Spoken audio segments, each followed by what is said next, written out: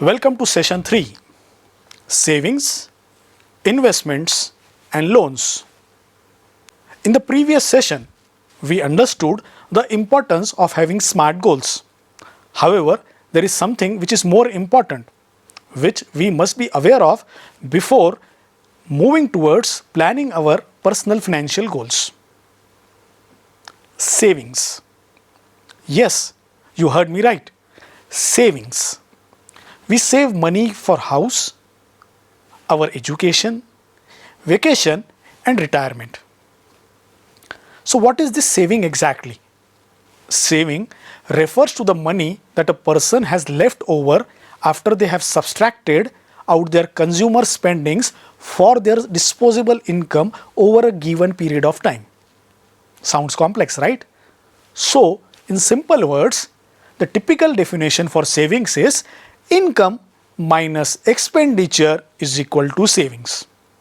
However, this is completely wrong. We shall prove it by end of this session. Okay, stay tuned. What savings gives you in life is freedom, financial security and helps you to take calculated risks. What are the benefits of savings? We all know this is just a repeat. It helps you to take informed decisions. It helps you to tackle and manage various emergencies that come up in the life. It reduces your stress levels. You can plan your life, marriage, vacation, child's education, retirement, purchasing any other big assets and what not with this. Literally, you can do anything with savings. Now, the popular question which all of us have, how do I save more? The answer is plan your expenditure. Create a budget for expenditure and also for your savings. Most importantly, don't spend on things which you don't need at all. Avoid falling into the traps of credit cards. They are very costly. Remember, your savings will only grow if you feed it. I want you to listen to this story. Okay, this is the story of savings. From the credits of this story goes to National Council of Financial Education, Government of India. It tells you why saving is important. Go and listen to this story. So now you have understood how important is savings in our life. Now the equation has completely changed. Income minus savings, whatever is left is called as expenditure. So you should save from your income every month and then only spend whatever is left for your day-to-day expenditure. There are some useful tips. Savings are not a one-time activity. You have to do it again and again, that is regularly. Spend less and save more. And always record your expenses. You should have a piece of paper and an Excel sheet which should be maintained and you should write down each expenditure you do. Always save to avoid any debt. And also not only save, invest it and then only spend it. So the monthly surplus should be income minus expense. There is a magical rule. You should at least invest 10% of your monthly income in various financial instruments. Savings and investments. These are two different words and have a different ideology altogether. You need to have a finer balance between both this to achieve your financial goals and objectives, whatever you have planned as per the SMART goals. Now, I want to ask a very classic question.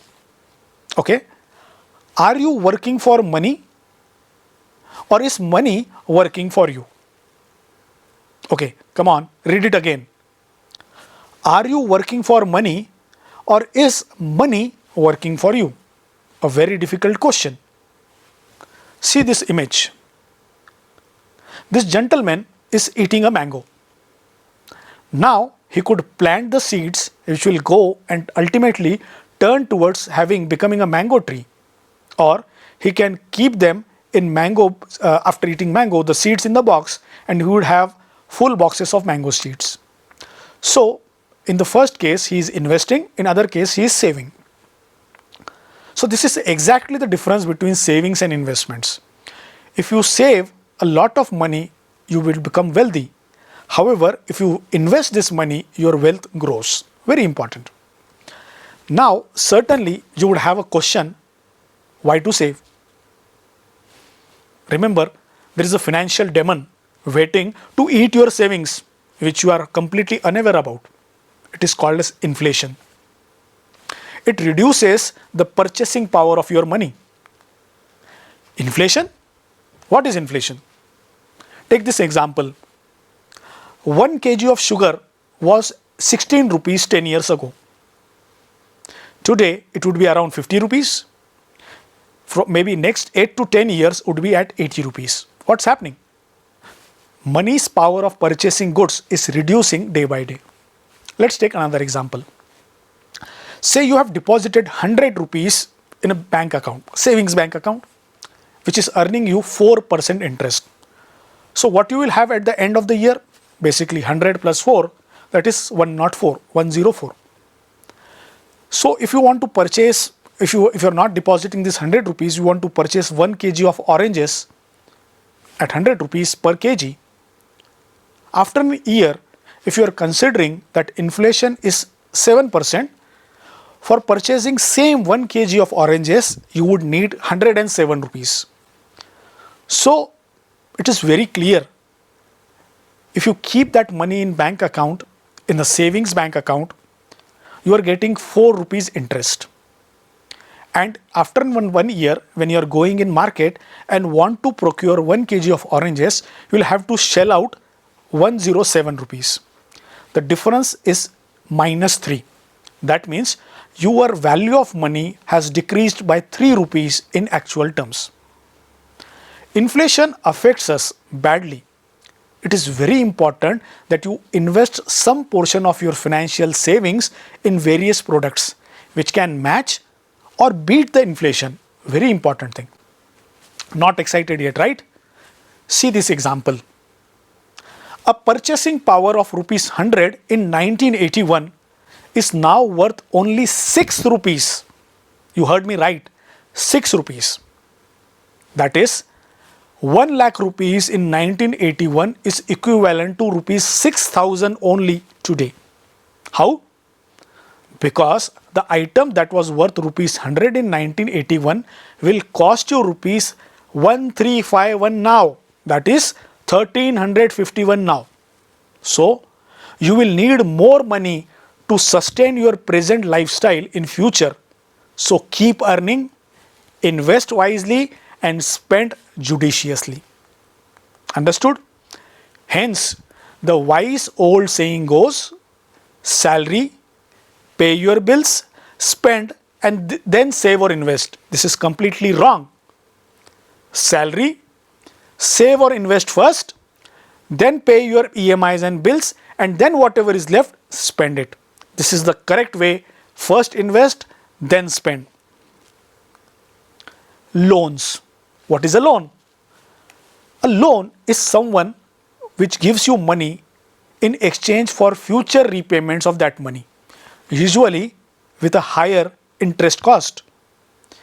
We generally take a loan when we want to purchase an asset or some things which we currently cannot afford on our own savings or funds. So, we are always confused before we buy any asset. Should we save for it or just take a loan and have it right away? Remember, the answer is not so simple. One must consider the points listed here before we go ahead. It is entirely dependent on your financial strengths and savings. Remember, credit cards and personal loans are very costly. If your loans are with lower rate of interest and it also gives you a deduction under any income tax provisions, you must avail it. This is popularly seen in case of home loans. Loans is nothing but lending money in exchange for repayments with the interest. This image clearly speaks about it. Loans does not come free of cost. It comes at an interest cost which you will have to pay over the period of time. Shorter the duration of repayment, higher is your outgo. And also remember, always compare interest rate before taking any loan. So what we have learned today is very important. We have learned about savings, investments and loans. I hope you have enjoyed this session. Thank you.